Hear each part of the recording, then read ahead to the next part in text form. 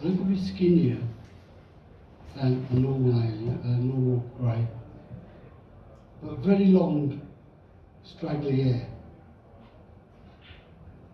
Anyway, it's come up to the bed and jumped onto my lap. And I didn't realise I was sitting up at this stage. I realised it after I thought about it afterwards. I don't have time to think about anything at the time. So it's jumped onto my lap and started giving me a hug. Thinking, this is strange. What's going on here? Anyway, it was hugging me. It was hugging quite tight. And I said to her, it was a female by the way, I said to her, don't hug so tightly. And she did, she released. And I then turned around, didn't say anything to me, I have to say that. But then I said to her, you know you shouldn't be here, you've got to go back now. And she sort of whispered okay. Then jumped off my lap, walked to the door. As she got there, she turned around and waved. I went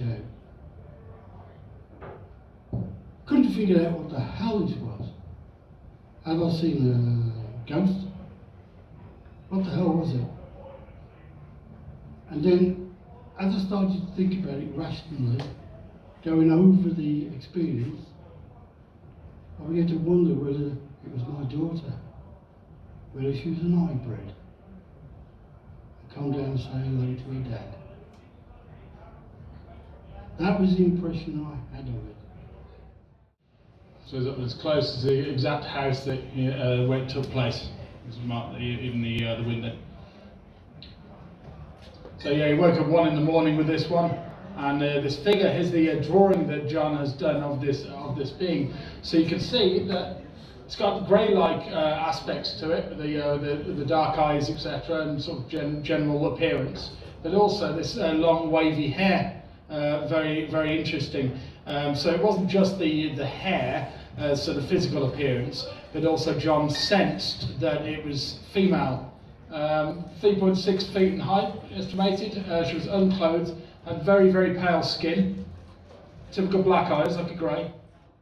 There was a small aspect of missing time that went on with this experience, which is really, really interesting. Kind of like a time jump of a short period of time. So it wasn't like it was just a continuous thing. There was this kind of jump in John's position in the bed, which is really interesting. And this being greeted him as it approached, so there was this sense of friendliness from this being. So many times with contact experiences, greys are quite sort of cold and neutral to people, and but this, I'm not saying they always are, there's some cases on record where greys have been friendly as well, but this one certainly seemed to be quite friendly towards John.